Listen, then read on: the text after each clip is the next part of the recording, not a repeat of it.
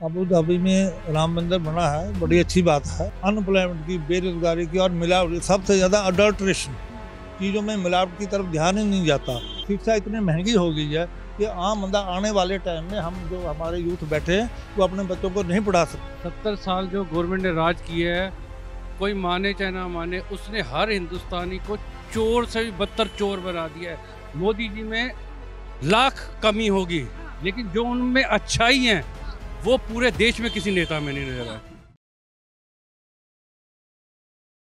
राजनीति की उथल पुथल जारी है। लोकसभा चुनाव की अब तैयारी है और हर एक पार्टी जो है वो पूरे जोरों शोरों के साथ लगी हुई है।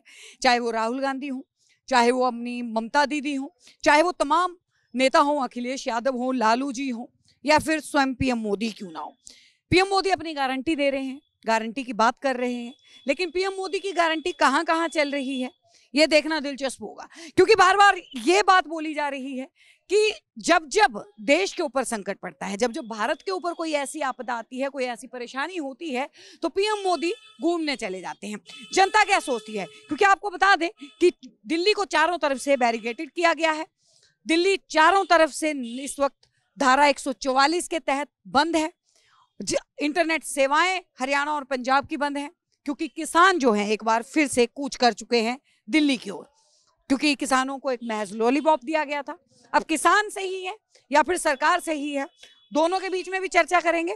लेकिन सबसे पहले प्रधानमंत्री मोदी का आबू धाबी का दौरा और वहां पर नारायण मंदिर का उद्घाटन, उसको लेकर भी वहां से काफी खबरें आ रही हैं। लोग काफी प्रसन्न हैं कि आबू धाबी को भी राममय बना दिया है मोदी जी ने। तो क्या लगता है? अबू धाबी में राम मंदिर बना है, बड़ी अच्छी बात है, परंतु हमारे देश में की और भी समस्याएं हैं लोगों की। मंदिर एक मुद्दा हो सकता है, बट लोगों की समस्याएं और हैं जो कि जिनके बारे में मीडिया हमारा नहीं बता रहा है। वो समस्या है रोजगार की, अनएम्प्लॉयमेंट की, बेरोजगारी की और मिलावट, सबसे ज्यादा अडल्ट्रेशन, चीजों में मिलावट की तरफ ध्यान ही नहीं जाता।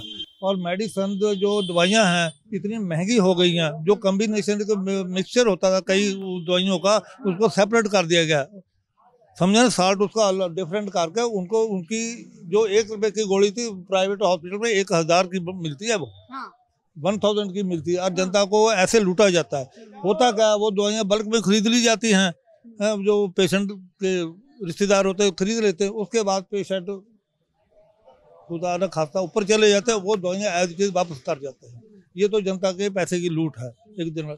बाकी बेरोजगार, शिक्षा इतनी महंगी हो गई है कि आम बंदा आने वाले टाइम में हम जो हमारे यूथ बैठे हैं वो अपने बच्चों को नहीं पढ़ा सकते, और पब्लिक स्कूल बढ़ते जा रहे हैं। बाकी उसके बाद में एम्प्लॉयमेंट नाम का कोई योजना नहीं। UPSC, union public service commission, इन्होंने डिमोलिश कर दिया है। स्टाफ सिलेक्शन कमीशन, एसएससी, उन्होंने ख़त्म कर दिया है। तो रोजगार की थी, इनकी नीति है ही नहीं। रही बात हमारे जो सीमाओं की रक्षा करते हैं जवान, उनके लिए इन्होंने 4 साल के लिए भर्ती किया जाता है। 17 साल है ना, आर्मी पे मैं सही मुद्दों को टच करता हूँ। 17 साल का बच्चा आर्मी में भर्ती होगा और 21 ईयर्स का वो घर वापस आ जाएगा। उसकी शादी कब होगी? कौन लड़की उससे शादी करेगी, बताइए जरा। कोई जवाब है इनके पास? वो लड़का बाहर वहाँ से ट्रेनिंग लेके आएगा वेपन्स की, वेपन चलाने का मौका सीमाओं पे तो उसको नहीं मिलेगा, क्योंकि लड़ाई हमेशा नहीं लगती है। वो हमारे जो अपराध बढ़ेगा उसको ट्रेनिंग होगी, तो अपराध बढ़ने की संभावना है। रोजगार बढ़ना चाहिए। रही बात किसानों की, आपने बात की थी, किसानों को क्यों आना पड़ा सीमाओं पे? क्योंकि इनके साथ 1 ईयर बैक हमारी सरकार ने वादा किया था कि हम आपके मांगे मान लिए और आप घर चले जाइए। वो शांति से वापस चले गए।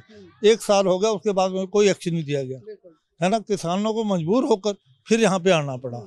रही बात राहुल गांधी ने जो बयान दिया है किसानों के फेवर में कि मैं इनकी आवाज उठाऊंगा, बाकी पार्टियां कहाँ हैं?